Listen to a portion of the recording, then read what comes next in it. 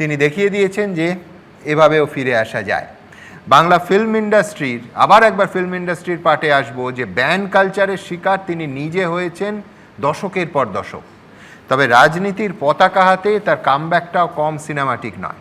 একসময় তার সুপারহিট যাত্রাপালা ছিল দুর্গা ধরেছে ত্রিশূল, প্রায় সেই স্টাইলেই গণতন্ত্রের ত্রিশূলে চুরমার করেছেন অরূপ স্বরূপদের সাম্রাজ্য। তার দেবীবরণ সিনেমার একটা গান এখনও মুখে মুখে ফেরে, গা ছমছম কি হয় কি হয়। প্রায় সেই রকম সাসপেন্সেই রাজ্যের মানুষ দেখার অপেক্ষায় আছে যে বিবি পায়রার ডানার ঝাপটাতে টালিগঞ্জের কায়েমি স্বার্থের মৌরসী পাটটা শেষ পর্যন্ত ভাঙে কিনা। আমার পরের বক্তা পাপিয়া অধিকারী সুপারহিট ফিল্ম ছিল প্রতিজ্ঞা। আজ টালিগঞ্জের বিধায়ক পাপিয়া অধিকারী প্রতিজ্ঞা একই সঙ্গে সুশাসন এবং খোলা হাওয়া। ইতিমধ্যেই বিশ্বাস ব্রাদার্সদের দুর্গ ভেঙে ফেডারেশন অফিসে পা রেখেই গঙ্গাজল ছিটিয়ে শুদ্ধকরণ করেছেন তিনি। কিন্তু এতদিনের অচলায়তন ভাঙা তো মুখের কথা নয়। শেষ পর্যন্ত পারবেন তো পাপিয়া? তিনি নিজে কি বলেন এবার শুনব। নমস্কার, শুভ সন্ধ্যা।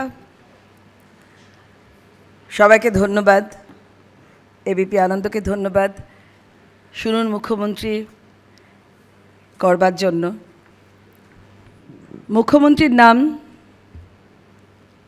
আমাদের মাননীয় মুখ্যমন্ত্রীর নাম শুভেন্দু অধিকারী, আমার নাম পাপিয়া অধিকারী। সলিলদার কথায় অধিকার কে কাকে দেয়, পৃথিবীর ইতিহাসে কবে কোন অধিকার বিনা সংগ্রামে শুধু চেয়ে পাওয়া যায়, শুধু চেয়ে পাওয়া যায়, কখনোই নয়, কোনো দিনই নয়। অধিকার কেড়ে নিতে হয়, অধিকার লড়ে নিতে হয়। আমরা অধিকার লড়ে নিয়েছি, এবার মানুষের অধিকার ফিরিয়ে দিতে হবে। আমরা ঠিকই করেছি, আমরা শপথ নিয়েছি। সুমন যেরকম বললেন, আসলে সুস্বাস্থ্যের হাওয়া বইয়ে দিতে হবে। পশ্চিমবঙ্গের অসুখ করেছিল, আমরা সেই অসুখটা ধরতে পেরেছি। এবার সঠিক ডাক্তাররাও আছেন, আমরা আছি।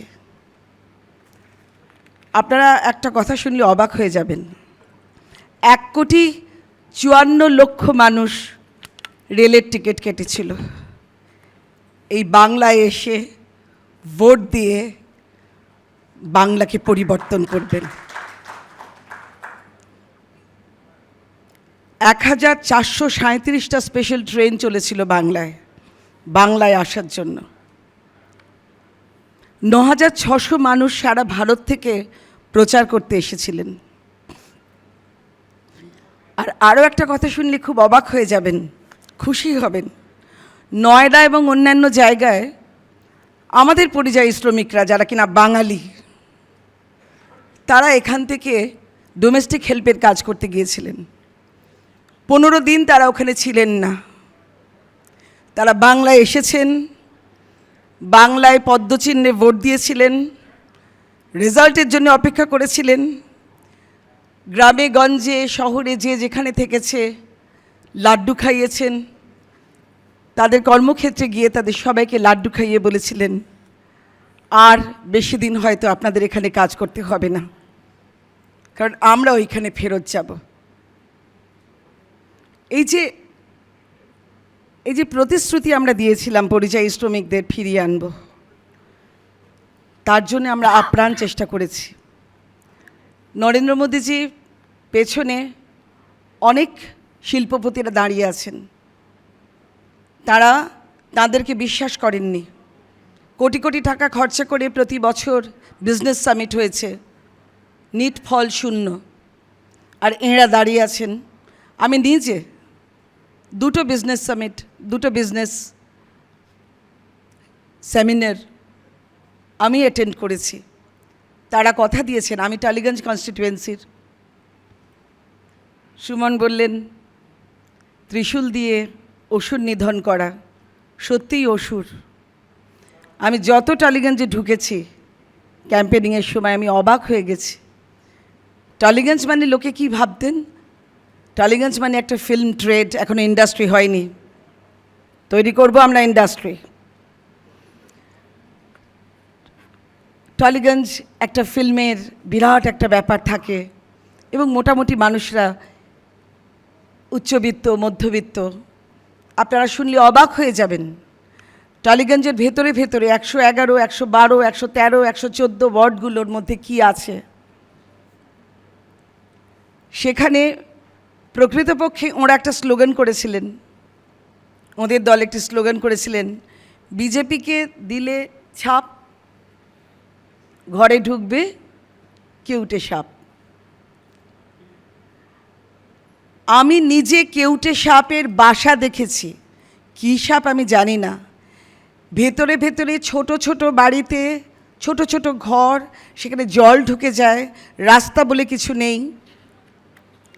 আমি বহু গ্রামেগঞ্জে অভিনয় করেছি, শো করেছি, গ্রামেও এরকম নয়, গ্রামও লজ্জা পাবে টালিগঞ্জের ভেতরে ভেতরে কি আছে। সেখানে রাস্তা নেই, জল ঢুকে পড়ে, জল থাকে, সাস্টেইন করে। আমি এই প্রি মনসুনে, আর কিছুদিন বাদেই মনসুন, আমি ইরিগেশনের সাথে, কেএমসির সাথে, সকলের সাথে বসেছি, যাতে আমরা এসেছি অন্তত জল যাতে সাস্টেন না করে। জল তো বৃষ্টি হবেই, কোনোভাবে পাম্প করে বা কিছুভাবে ওগুলোকে বের করে দেওয়ার একটা আপ্রাণ চেষ্টা আমি করব আমার ভোটার্সদের জন্য।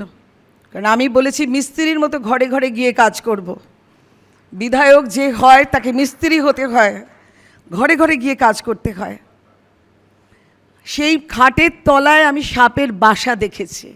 ওরা জানতেন যে সাপের বাসা তারা ক্রিয়েট করেছে, এবং বিজেপিকে ভোট দিয়ে, পদ্মচিহ্নে ভোট দিয়ে তারা সেই সাপকে ফেলে দিতে পারবেন। আমি দেখে এসেছি, আমি চিহ্নিত করেছি। আমাদের একটা ডিকিউব চলছে, ডিটেক্ট, ডিলিট অ্যান্ড ডিপোর্ট। এক্ষুনি উনি বলেছিলেন যে অন্নপূর্ণা ভাণ্ডার, প্রথমে উনি একটা কাগজও নিয়ে এসছেন সঙ্গে করে আপনাদের দেখানোর জন্য। সেই কাগজ আমরা সবাই জানি, দেওয়া হবে অন্নপূর্ণার ভাণ্ডার, দেওয়া হবে ঠিকঠাক মানুষকে, কোনো ইন্ট্রুডার্স, কোনো অনুপ্রবেশকারীকে আমরা দেব না, আমরা কোনো রোহিঙ্গাদের দেব না, আমরা কোনো পুরুষকে অন্নপূর্ণার ভাণ্ডার দেব না। সেই জন্যেই উনি বললেন 7 গোষ্ঠী, 7 গোষ্ঠী না, গোষ্ঠীর পরিচয়টা, ফ্যামিলি ট্রি, ফ্যামিলিতে কারা কারা আছেন, তাদের কটা ঘর জানতে হবে না। এমনি নিয়ে চলে যাবেন 3,000 টাকা, আমাদের সরকারের টাকা। সেই টাকা কিন্তু শ্রাদ্ধ করার টাকা নয়। আমরা অনেক শ্রাদ্ধ দেখেছি, আমরা আবাসন থেকে শুরু করে তৃণমূল নেতাদের বাড়িতে যারা 2-3টে বাড়ি আছে তারাও নিয়ে গেছেন আবাসনের টাকা। সত্যিকারের যারা মানুষ আমরা নিজেরা দেখেছি, প্লাস্টিকের ঘরে এখনও থাকেন। সেই প্লাস্টিকের ঘর, চতুর্দিকটা প্লাস্টিক, মাটির উপর কোনো ক্রমে তারা এই সমস্ত খড়-টর বিছিয়ে থাকেন। ভাবা যায় 2026-এ এখনও মানুষ প্লাস্টিকে থাকেন, আর সেইখান থেকে মহিলাদের তুলে নিয়ে গিয়ে নৃশংস অত্যাচার করা হয়। এই সব আমরা দেখেছি। মৌসুমি, টুম্পা এখন আমার বন্ধু হয়ে গেছে, বহুদিন ওদের সাথে আমরা আন্দোলন করেছি। ওরা বলে আমাদের বুকটা কীরকম হয়ে যায় জানো তো, যখন দেখি খুনিরা বুক ঠুকে ঘুরে বেড়াচ্ছে আর আমাদের দিকে অদ্ভুতভাবে তাকায়। তোমাদের বলছি, সবাই ধরা পড়বে। বিশ্বজিৎকে বলছি, সব কিছুর আমরা সবে এসেছি, সব উত্তর আমরা দিয়ে দেব। তোমরা যখন 4 মাস বাদে তোমার মায়ের সন্তান এবং তোমার ভাই, তার ওই পচা গলা পোকা ধরা দেহটা দেখেছিলাম, দেহ ছিল না, তখনও কিন্তু তোমাদের সাথে আমরা সবাই কেঁদেছি। তারা কেঁদেছেন কি না আমরা জানি না, কিন্তু আমরা কেঁদেছি। এবং তখন থেকে ঠিক করেছিলাম এই অন্যায়ের প্রতিশোধ নিতে হবে। আমরা প্রতিশোধ নিচ্ছি না, কিন্তু যারা অন্যায় করেছে তাদের সাজা নিশ্চিত করতে হবে। ওদের বন্ধু ছিল মেয়েটি, আমরা নাম জানি। অদ্ভুত ব্যাপার, যেমন অভয়ার নামও আমরা বলতে পারি না। অভয়ের যেখানে হত্যা করা হয়েছিল নৃশংসভাবে, সেই জায়গাটা যখন ডেমলিশ করা হলো, তারপরেও যখন দোষীদের শাস্তি দেওয়া হলো না, সারা পৃথিবীর সাথে আমরাও অত্যন্ত অবাক হয়ে গেছিলাম। সারা পৃথিবীতে আমাদের বন্ধু বান্ধব আত্মীয় স্বজন ছড়িয়ে আছে, কি প্রচণ্ড সহ্য করতে হয় আমাদের কান দিয়ে। তখনও বলতাম একজন মহিলা মুখ্যমন্ত্রী নিশ্চয়ই কিছু না কিছু করবে। ওরা যখন গালাগাল করতো আমরা ডিফেন্ড করার চেষ্টা করতাম, কারণ সেই মুখ্যমন্ত্রী আমাদেরও। আমাদের টালিগঞ্জ ট্রেডে, যেহেতু আমি টালিগঞ্জের ছোটোবেলা থেকে, আমি ব্ল্যাক অ্যান্ড হোয়াইট থেকে, আমি অনেক ব্ল্যাক অ্যান্ড হোয়াইটের ছবিতে অভিনয় করেছি। আমাদের প্রডিউসাররা আসতেন সমৃদ্ধ কৃষক, ধুতি পরে আসতেন, ছবি হতো, সবাই এনজয় করতেন। ডুরে পরা শাড়ি, মলিন ধুতি, কাঁধে বাচ্চা, তারা ছিলেন আমাদের দর্শক। সেই কন্টেন্টই আলাদা ছিল। অদ্ভুতভাবে আমরা দেখছি কন্টেন্ট বদলে গেল। মাল্টিপ্লেক্সে ছবি রিলিজ করছে, সমস্ত কন্টেন্ট হারিয়ে গেল, কন্টেন্টগুলো নেই। খুব আরবান কালচারের কন্টেন্ট, যেখানে পরকীয়া থাকে, যেখানে আরও অনেক কিছু থাকে। আর অপমান কালচার শুরু হয়ে গেল ফেডারেশনে। এক একজন 26টা ফেডারেশনে 40,000 টাকা করে এক একজনকে দিতে হয় কার্ড নেবার জন্য। এমনকি আর্টিস্ট ফোরাম আমাদের নিজেদের, সেখানেও 1,000 টাকার অ্যাডমিট এবং 10,000 টাকা দিতে হয় কার্ড নেওয়ার জন্য। এক অদ্ভুত টাকার খেলা চলছে। কেন? আমরা এতগুলো আর্টিস্ট আছি, আমরা এতগুলো টেকনিশিয়ানস আছি নাম করা, তারা যদি ফাংশন করে সেই টাকা সহজেই জোগাড় করা যায়। তাই ফেডারেশন বলে আর কিছু থাকবে না। ওখানে হাসান হুসেন কারা কারা সব রয়েছেন, বাবাই, হাসান, এইসব নামগুলো আমি বলে দিচ্ছি, কারণ তারা ডিটেক্টেড হয়েছে, এবার ডিলিটেড হবে এবং ডিপোর্টেড হয়ে যাবে। টালিগঞ্জে আর তারা থাকতে পারবে না। একটা ছাতার তলায় সব থাকবে। আগেও তাই হতো, একটা ছাতার তলায় সব, আর কোনো টাকা পয়সা, কোনো কাটমানি, কোনো সাসপেনশন, ব্যান কোনোদিন শুনেছেন? একজন শিশু সে কাঁদতে পারবে না, একজন খেলোয়াড় খেলতে পারবে না, আর একজন শিল্পী তার সৃজনশীলতা নষ্ট করে দেবেন। আজকে অনিক দত্ত চলে গেলেন আমাদের ছেড়ে। নন্দনে যখন এসেছিলাম আমি মনে মনে ভাবছিলাম এই অতৃপ্ত আত্মা কিন্তু থাকবে নন্দনে।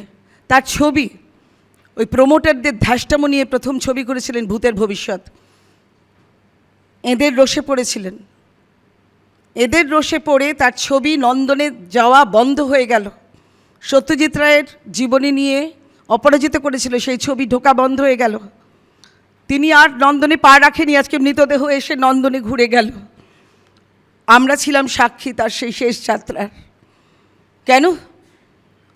গত সরকার খুনি ছিলেন সব দিক দিয়ে, মেধাকে খুন করেছে, সৃজনশীলতাকে খুন করেছে, আর্টিস্টদের নিজেদের চাহিদাকে খুন করেছে। হাজার হাজার টেকনিশিয়ানস, আপনারা জানেন না, কাউকে 5 বছর, কাউকে 10 বছর, কাউকে প্রায় 15 বছর ব্যান করে রেখে দিয়েছে। তাদেরকে কাজ করতে দেওয়া হয় না, কারণ তারা মিটিং মিছিলে হাঁটতে অস্বীকার করেছে, তারা প্রোটেস্ট করেছে। আমি সেই টালিগঞ্জের একজন প্রতিভু হয়ে বলছি, যাদেরকে ডিপোর্ট করার তাদেরকে আমরা ডিপোর্ট করে দেব। আর এক ছাতার তলায় টালিগঞ্জ থাকবে, সবাই কাজ করবে, সবাই কাজ করে আমরা একটা সুস্থ টালিগঞ্জ ফিরিয়ে আনব। আপনারা সবাই ভালো ভালো ছবি দেখবেন, ভালো সিরিয়াল দেখবেন। যেমন আমি বলেছিলাম পরকীয়া থাকবে না, অপমান কালচার থাকবে না। যেমন আমাদের বাঙুর হসপিটালে কার্ডিওলজি, নিউরোলজি, গ্যাস্ট্রোর ডিপার্টমেন্ট নেই, তেমনি পরকীয়া কালচারও আর থাকবে না, অপমান কালচার আর থাকবে না টালিগঞ্জ। নমস্কার, ধন্যবাদ আপনাকে। এবিপি আনন্দ, এগিয়ে থাকে, এগিয়ে রাখে।